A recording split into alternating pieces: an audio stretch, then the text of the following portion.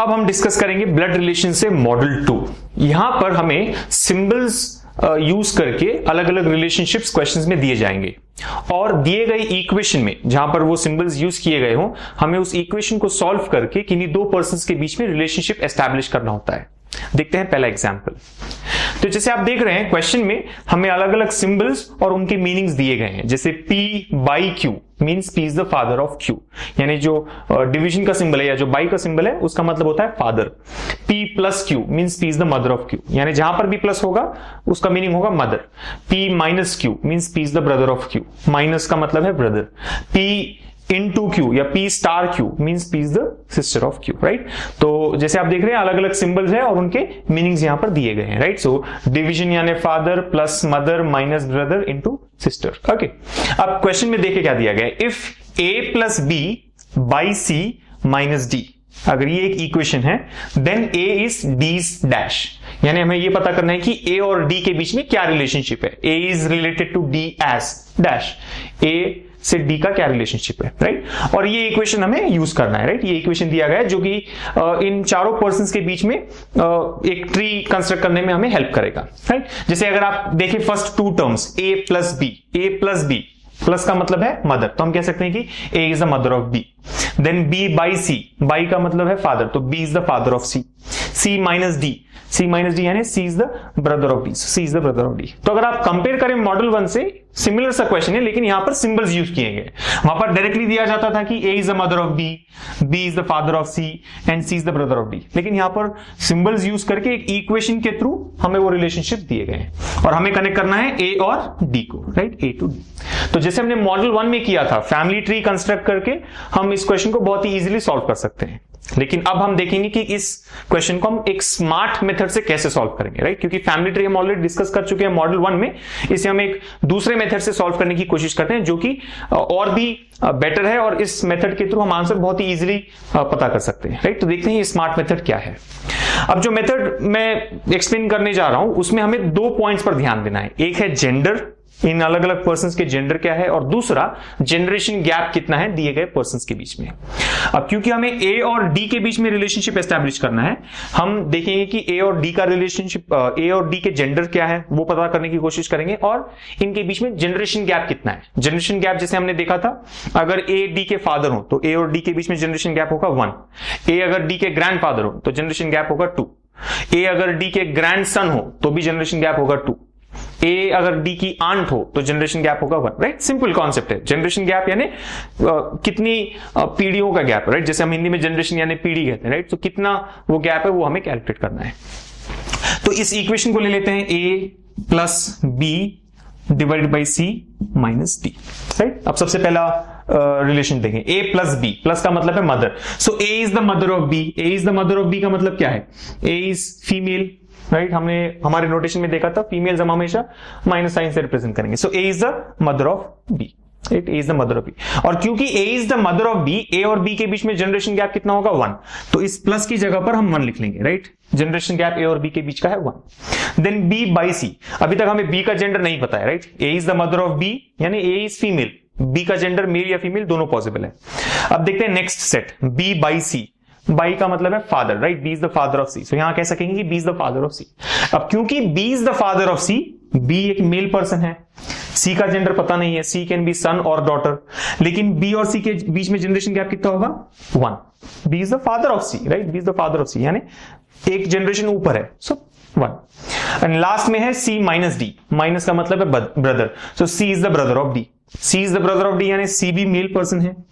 D का gender नहीं कह सकते हैं, मेल फीमेल दोनों पॉसिबल है। और क्योंकि C is the brother of B, minus यानी ब्रदर है, हम कह सकते हैं कि C और D के बीच में जनरेशन गैप कितना है 0। बेसिकली C और D सिबलिंग्स हैं, राइट। C और D सिबलिंग्स है, C is the brother of D यानी सिबलिंग्स हैं, और सिबलिंग्स के बीच में जनरेशन गैप होता है 0 का। तो हमने क्या किया, सभी पर्संस के जेंडर्स पता कर लिए यहां पर एक्सेप्ट D का जेंडर हमें पता नहीं है, और जनरेशन गैप कितना है वो देख लिया है, राइट। मदर, प्लस का मतलब है मदर यानी 1, डिवीजन का मतलब है फादर यानी 1, माइनस यानी brother 0, sister 0, right. Son daughter, son और डॉटर के रिलेशनशिप के लिए भी हम जनरेशन गैप 1 लेंगे, लेकिन ध्यान देना है कि क्योंकि हम फादर के लिए 1 ले रहे हैं, सन के लिए हमें -1 लेना होगा। राइट, ये ध्यान में रखें, राइट। फादर मदर अगर हम प्लस ले रहे हैं, ग्रैंड फादर के लिए हम 2 लेंगे, तो ग्रैंड सन के लिए हम -2 लेंगे। गैप 2 ही है, लेकिन वो ऑर्डर भी इंपॉर्टेंट है कि हम नीचे से ऊपर जा रहे हैं या ऊपर से नीचे आ रहे हैं। यहां पर हम कह रहे हैं A is the father of A is the mother of B, right. So एक जनरेशन ऊपर है, +1। अगर होगा A is the son of B, मान ले क्वेश्चन में दिया गया हो A is the son of B, तो गैप 1 ही है, लेकिन -1 लेंगे हम, right. A is the son of B हम -1 कंसिडर करेंगे। साइन भी इंपॉर्टेंट है जब हम स्मार्ट मेथड यूज कर रहे हैं। और अब देखते हैं कि ये करने के बाद हम कैसे इस क्वेश्चन को इजीली आंसर कर सकते हैं। हमें करना क्या है, A और D के बीच में रिलेशनशिप एस्टैब्लिश करना है। हमें क्लियरली पता है कि A एक फीमेल पर्सन है, राइट, जेंडर हमें पता है, एक फीमेल पर्सन है। अब अगर आप ऑप्शंस को देखें, how is A related to D, how is A related to D, A is B is dash, यानी how is A related to D. अब क्लियरली ए फीमेल पर्सन है दिए गए इक्वेशन के अनुसार। ऑप्शंस को देखें, फर्स्ट ऑप्शन में सिस्टर दिया गया है, पॉसिबल हो सकता है क्योंकि फीमेल, सिस्टर यानी फीमेल। सेकंड ऑप्शन में ग्रैंडफादर दिया गया है, हमें पता है कि ए का जेंडर फीमेल है, राइट, एक फीमेल पर्सन है, तो क्या ग्रैंडफादर रिलेशनशिप हो सकता है, नहीं, यानी second option rule out. Third option grandmother possible है, राइट, फीमेल होना चाहिए, तो फीमेल पॉसिबल है। फोर्थ ऑप्शन में फादर दिया गया है, फादर भी रूल्ड आउट है, यानी 2 ही आंसर्स पॉसिबल है, 3 आंसर्स पॉसिबल है, sister, grandmother. Fifth option none of this तो हमेशा करेक्ट रहेगा जब तक हम करेक्ट आंसर पता नहीं कर लेते, राइट। तो 3 आंसर्स पॉसिबल है, सिस्टर, ग्रैंडमदर या none of this, right. So simple है कि सबसे पहले जेंडर देख ले, जेंडर के थ्रू आप डेफिनेटली 2 या 3 ऑप्शंस कैंसिल रूल आउट कर सकेंगे। मान ले बाई चांस अगर हम 4 ऑप्शंस रूल आउट कर पाए, राइट, 4 ऑप्शंस एलिमिनेट हो जाते हैं, तो बिना कुछ किए हम डायरेक्टली आंसर मार्क कर सकते हैं। तो ये है एडवांटेज इस स्मार्ट मेथड का, जेंडर और जनरेशन गैप का। और अब देखते हैं कि बाकी तीनों बचे ऑप्शंस में हम कैसे डिसाइड करेंगे। क्या करना है, हमने जेंडर ऑलरेडी यूज कर लिया, राइट। मैंने कहा था 2 इंपॉर्टेंट पॉइंट्स है, एक है जेंडर और दूसरा है जनरेशन गैप। तो जेंडर को हमने यूज करके 2 ऑप्शंस एलिमिनेट कर लिए। अब जनरेशन गैप देखते हैं, किन के बीच में, ए और डी के बीच में। सो ए से अगर आप डी तक जाएं, कितना जनरेशन गैप है, 1। हमें सबको ऐड करना है, 1 + 1 + 0, 1 + 1 + 0 हो जाएगा 2, यानी ए और डी के बीच में जनरेशन गैप होना चाहिए 2। इसीलिए मैंने कहा था अगर मान ले A is the son of B, तब हम -1 लेंगे। उस केस में क्या हो जाएगा, -1 + 1 0, -1 + 1 0 हो जाएगा 0, टोटल गैप 0 होगा, राइट। सो ध्यान देना है कि अगर सन डॉटर हो या नेफ्यू नीस हो तो -1 लेंगे। Father mother uncle aunt mother in law father in law सबके लिए +1 लेंगे, राइट। सो वो एक चीज को आप ध्यान रखें। अब टोटल गैप है ए और डी के बीच में 2। फर्स्ट ऑप्शन को देखिए, अगर ए डी की सिस्टर है तो क्या जनरेशन गैप 2 हो सकता है, नहीं, यानी अगर जनरेशन गैप 2 है तो क्या ए डी की सिस्टर हो सकती है, नहीं, यानी फर्स्ट ऑप्शन भी रूल्ड आउट है। थर्ड ऑप्शन पॉसिबल है, कैसे, जेंडर सेटिस्फाई किया था, ग्रैंडमदर यानी फीमेल, और जनरेशन गैप 2, ए और डी के बीच में जनरेशन गैप 2 है, यानी ए डी की ग्रैंडमदर हो सकती है, पॉसिबल है, राइट। अब देखें तो 2 ही ऑप्शंस बचे हैं, ऑप्शन 3 और ऑप्शन 4। अब जनरली तो 2 जनरेशंस गैप और फीमेल यानी ग्रैंड मदर ही होता है, अगर आप ऊपर की तरफ देखें, राइट, ग्रैंड मदर, या फिर हो सकता है कि ग्रैंड आंट। ग्रैंड आंट का मतलब क्या होता है, आंट यानी पेरेंट्स की सिस्टर, ग्रैंड आंट यानी ग्रैंड पेरेंट्स की सिस्टर, यानी आपके ग्रैंडफादर की sister grand aunt, grand mother की सिस्टर भी ग्रैंड आंट। लेकिन जनरली ऐसे आंसर्स होते नहीं है, एटलीस्ट बैंक एग्जाम्स में तो ऐसा नहीं होता है, राइट। तो अगर आप थोड़ा सा रिस्क लेने के लिए रेडी हैं, डायरेक्टली थर्ड ऑप्शन मार्क कर ले, राइट। मान ले आप ये क्वेश्चन लास्ट मोमेंट में सॉल्व कर रहे हैं एग्जाम के, राइट, तब आपको फैमिली ट्री ड्रॉ करने की जरूरत नहीं है, ऑलरेडी हमने 3 ऑप्शंस एलिमिनेट कर दिए हैं। इन दोनों में से आप ग्रैंडमदर मार्क कर सकते हैं क्योंकि मोस्ट अप्रोप्रिएट रिलेशनशिप वही लग रहा है ग्रैंडमदर का। लेकिन अगर आप रिस्क नहीं लेना चाहते, आपको कंफर्म करना है कि ये आंसर सही है या नहीं है, तब आप इस बचे हुए दिए गए इक्वेशन के लिए फैमिली ट्री ड्रॉ करें, क्विकली फैमिली ट्री ड्रॉ करें और आंसर मार्क कर सकते हैं। लेकिन अगर आप फैमिली ट्री ड्रॉ करना ही चाहते हैं तब इनिशियली ही कर ले, इतना सब करने की जरूरत नहीं है, डायरेक्टली आप इक्वेशन को लेकर फैमिली ट्री ड्रॉ करें और आपको रिलेशनशिप आ जाएगा। तो फैमिली ट्री आपको ऑलरेडी पता है, आप इजीली ड्रॉ कर सकते हैं और रिलेशनशिप एस्टैब्लिश कर सकते हैं, राइट। आंसर होगा थर्ड ऑप्शन ग्रैंडमदर। लेकिन जैसे मैंने कहा कुछ केसेस में आप मार्क कर सकते हैं, राइट, पता है, मतलब रिस्क अटैच्ड है, डेफिनेटली रिस्क अटैच्ड है। आंसर हो सकता है ग्रैंडमदर या ग्रैंड मदर इन लॉ, कुछ भी हो सकता है, 2 जनरेशन ऊपर और फीमेल, लेकिन जनरली ग्रैंडमदर ही होगा। या फिर क्विकली इक्वेशन को देके भी आप रिलेशनशिप एस्टैब्लिश कर सकते हैं। जैसे अगर आप देखें A is the mother of B, B is the father of C, and ये दोनों सिबलिंग्स हैं, यानी डी के माइनस यानी क्या था, brother, right, C is the brother of D.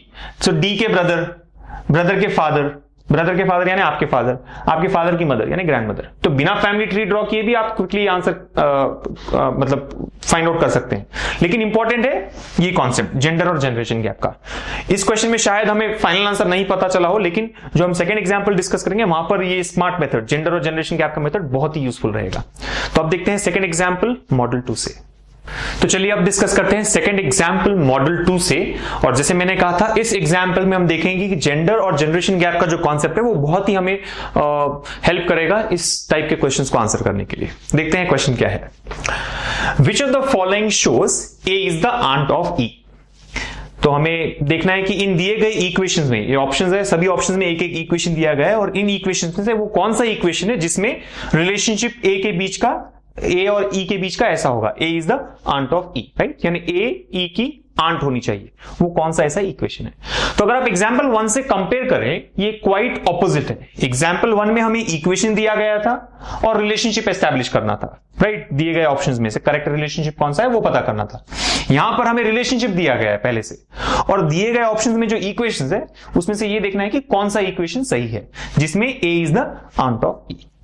अब इस क्वेश्चन को भी हम फैमिली ट्री ड्रॉ करके सॉल्व कर सकते हैं, राइट। क्या करना होगा, दिए गए सभी ऑप्शंस के लिए हमें फैमिली ट्री ड्रॉ करनी है, राइट। ऑप्शन नंबर 1 के लिए फैमिली ट्री ड्रॉ करेंगे। अगर उस फैमिली ट्री में ए इज द आंट ऑफ ई साबित होता है तो ऑप्शन 1 इज करेक्ट, नहीं तो सेकंड ऑप्शन के लिए जाना होगा। फिर इसी प्रकार से हम प्रोसेस को फॉलो करेंगे और देखेंगे कौन सा ऑप्शन सही है। लेकिन अगर हम सभी ऑप्शंस के लिए फैमिली ट्री ड्रॉ करते हैं तो बहुत टाइम वेस्ट हो जाएगा। मान ले अगर करेक्ट ऑप्शन 4th ऑप्शन है, करेक्ट आंसर 4th ऑप्शन है, या फिर 5th option none of these है, तब हमें सभी ऑप्शंस के लिए एक एक करके फैमिली ट्री ड्रॉ करना होगा और हर ऑप्शन के लिए फैमिली ट्री ड्रॉ करना और फिर रिलेशनशिप एस्टैब्लिश करना बहुत ही टाइम कंज्यूमिंग है। और इसी क्वेश्चन में हम जब अगर जेंडर और जनरेशन गैप का कॉन्सेप्ट यूज करके कुछ ऑप्शंस को एलिमिनेट कर देते हैं तब हमारा काम बहुत आसान हो जाएगा, राइट। तो इसीलिए ये जो स्मार्ट मेथड है बहुत यूजफुल होता है, स्पेशली सेकंड एग्जांपल टाइप वाले क्वेश्चंस के लिए, राइट। फर्स्ट एग्जांपल में हमने देखा था कि एक ऑप्शन बचा था और none of these, 2 options possible थे। यहां पर भी शायद ऐसा ही होगा, लेकिन एटलीस्ट हम 2 या 3 ऑप्शंस एलिमिनेट कर सकेंगे जिससे हमें फैमिली ट्री ड्रॉ ना करनी पड़े, राइट। तो देखते हैं जेंडर और जनरेशन गैप के कॉन्सेप्ट से इसे हम कैसे सॉल्व करेंगे। क्या करना है, A is the aunt of ई। अब क्योंकि ए आंट है, फीमेल होनी चाहिए, राइट। ए का जेंडर फीमेल होगा, A is a female person क्योंकि ए इज द आंट ऑफ ई। और क्योंकि रिलेशनशिप आंट है, ए और ई के बीच में जेंडर गैप कितना, जनरेशन गैप कितना होगा, 1, राइट। इस बार हम पहले से पता कर रहे हैं कि जेंडर क्या है और जनरेशन गैप क्या है। A is the aunt of E यानी ए एक फीमेल पर्सन होनी चाहिए, right, A is female, and A और ई के बीच का जनरेशन गैप जो है वो है 1 क्योंकि आंट यानी 1 जनरेशन अबव।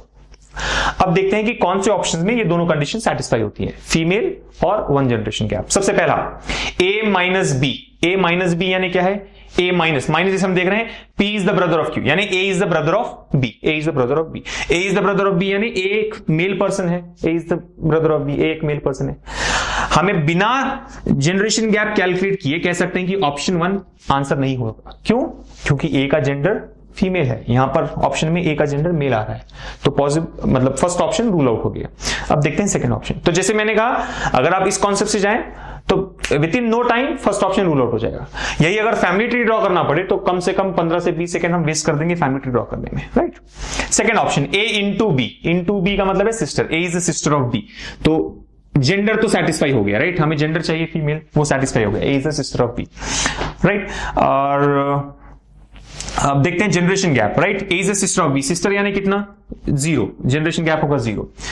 बी बाई सी यानी फादर यानी जनरेशन गैप होगा 1, राइट। अब हम बीच में जो पर्सन है उनके जेंडर पर ध्यान नहीं देंगे, हमें सिर्फ जनरेशन गैप चाहिए। ऑलरेडी जेंडर सेटिस्फाई हो गया, अब सिर्फ जनरेशन गैप कंपेयर करना है। इंटू का मतलब होता है सिस्टर यानी यहां पर जनरेशन गैप हो गया 0। माइनस का मतलब होता है ब्रदर यानी यहां पर भी जनरेशन गैप है 0। तो अगर आप टोटल जनरेशन गैप देखें 0 + 1 + 0 + 0, ओवरऑल जनरेशन गैप कितना है, 1। यानी इस ऑप्शन में, सेकंड ऑप्शन में जेंडर और जनरेशन गैप दोनों ही सेटिस्फाई होते हैं। लेकिन इसका मतलब ये नहीं है कि सेकंड ऑप्शन डेफिनेटली करेक्ट है, क्योंकि generation gap 1 and gender female का मतलब बहुत रिलेशनशिप हो सकते हैं, आंट हो सकता है, मदर हो सकता है, मदर इन लॉ हो सकता है, राइट। तो इसीलिए सेकेंड ऑप्शन प्रोबेबल है, हम डेफिनेटली करेक्ट है नहीं कह सकते हैं, तो अब क्या करेंगे, या तो अब अभी फैमिली ट्री ड्रॉ करके चेक कर लें कि ये सही है या नहीं है, या फिर बाकी ऑप्शन भी एक बार वेरीफाई कर ले, राइट। देखते हैं थर्ड ऑप्शन में क्या हो रहा है। ए बाई बी यानी A is the father of B. Father यानी ए एक मेल पर्सन है, और क्योंकि ए मेल पर्सन है लेकिन हमारी रिक्वायरमेंट है फीमेल पर्सन की, राइट, यानी ए का जेंडर फीमेल होना चाहिए, हम थर्ड ऑप्शन को डायरेक्टली एलिमिनेट करेंगे। और देखते हैं फोर्थ ऑप्शन, ए प्लस बी, प्लस यानी मदर, सो जेंडर सेटिस्फाई हो गया, राइट। मदर यानी जनरेशन गैप है 1, माइनस यानी ब्रदर, सो जनरेशन गैप है 0, इनटू मतलब sister, generation gap 0, and divided by का मतलब है फादर, जनरेशन गैप है 1। अब अगर आप टोटल जनरेशन गैप देखें 1 + 0 + 0 + 1, टोटल जनरेशन गैप हो गया 2, जो कि अगेंस्ट है दिए गए क्वेश्चन के अनुसार। क्वेश्चन में हमें पता है कि जनरेशन गैप होना चाहिए 1, यानी फोर्थ ऑप्शन में जेंडर सेटिस्फाई होते हुए भी जनरेशन गैप की वजह से हम कह सकते हैं कि यह करेक्ट आंसर नहीं होगा। अब दो ही ऑप्शंस बचे हैं, सेकंड ऑप्शन या फिफ्थ ऑप्शन। जैसे हमने प्रीवियस एग्जांपल में देखा था, एक प्रोबेबल आंसर बचा है जो मोस्ट प्रोबेबली करेक्ट होगा, और दूसरा है नन ऑफ दिस। अब फिर से अगर आप टाइम वेस्ट नहीं करना चाहते हैं या लास्ट 5-10 सेकंड में क्वेश्चन सॉल्व कर रहे हैं तो डायरेक्टली सेकंड ऑप्शन मार्क कर दे। अगर रिस्क लेने के लिए रेडी नहीं है तो फिर इस ऑप्शन के लिए फैमिली ट्री ड्रॉ करें जैसे हमने मॉडल 1 में देखा था, और वेरीफाई करें कि ये सही है या नहीं है। अगर सही होता है तो ऑप्शन 2, अगर यहां पर रिलेशनशिप आंट का नहीं निकलता है देन होगा ऑप्शन 5। वैसे इस क्वेश्चन का आंसर है ऑप्शन 2, जो आप वेरीफाई कर सकते हैं फैमिली ट्री ड्रॉ करके। तो ये मैं आपके लिए छोड़ देता हूं, ड्रॉ करें फैमिली ट्री सेकंड ऑप्शन के लिए और वेरीफाई कर ले कि ए इज द आंट ऑफ ई और नॉट। लेकिन इंपॉर्टेंट कंक्लूजन यहां पर ये है कि जेंडर और जनरेशन गैप के कॉन्सेप्ट से, इस स्मार्ट मेथड से हम मॉडल 2 के क्वेश्चंस को बहुत इजीली सॉल्व कर सकते हैं, राइट। एटलीस्ट रॉन्ग आंसर्स को इजीली एलिमिनेट कर सकेंगे। तो इस कॉन्सेप्ट को फॉलो करें, स्मार्ट मेथड फॉलो करें और क्वेश्चंस को आंसर करें बहुत आसानी से।